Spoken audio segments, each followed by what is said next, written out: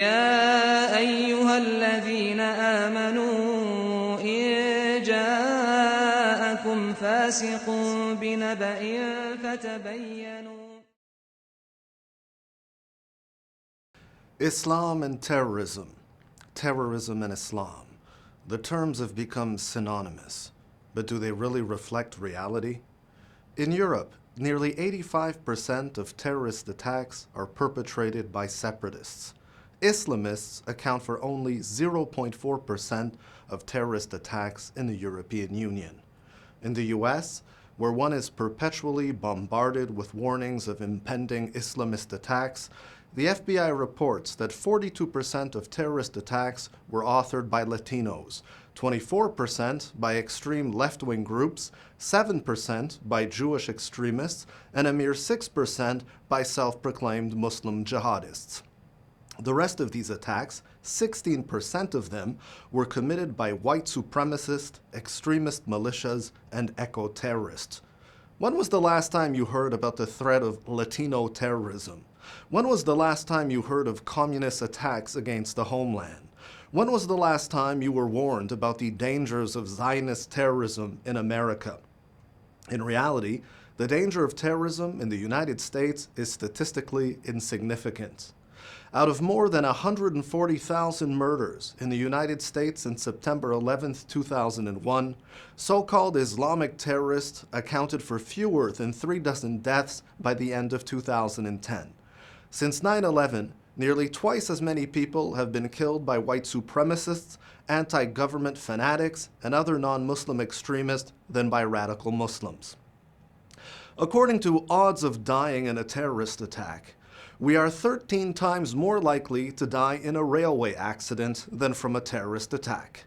12,571 times more likely to die from cancer than from a terrorist attack. 6 times more likely to die from hot weather than from a terrorist attack. 8 times more likely to die from accidental electrocution than from a terrorist attack. 11,000 times more likely to die in an airplane accident than from a terrorist plot involving an airplane, 87 times more likely to drown than die in a terrorist attack, 404 times more likely to die in a fall than a terrorist attack, 17,600 times more likely to die from heart disease than from a terrorist attack, 1,048 times more likely to die from a car accident than from a terrorist attack, 12 times more likely to die from accidental suffocation in bed than from a terrorist attack, 9 times more likely to choke to death on their own vomit than die in a terrorist attack, and 8 times more likely to be killed by a police officer than by a terrorist. Although terrorism continues to dominate television, the airways, and the written press, it only accounts for a tiny proportion of the world's violence. We are more likely to die from brain-eating parasites, alcoholism, obesity, medical errors, and risky sexual behavior, or just about anything other than terrorism. Don't get me wrong, terrorism is a real threat. However, the threat to the US from Muslim terrorists has been exaggerated for political purposes. The greatest threat to our homeland comes from homegrown terrorists, racist white supremacists who parade around as Christian patriots while they target African American churches, Muslim mosques, and anyone they perceive as a minority. Terrorism has no religion. Instead of making America hate again, let's make America great again. Jesus didn't say, hate your neighbor. Jesus said, love your neighbor. Let us unite as Jews, Christians, Muslims, Hindus, and Buddhists against the hatred and terror that threatens us all.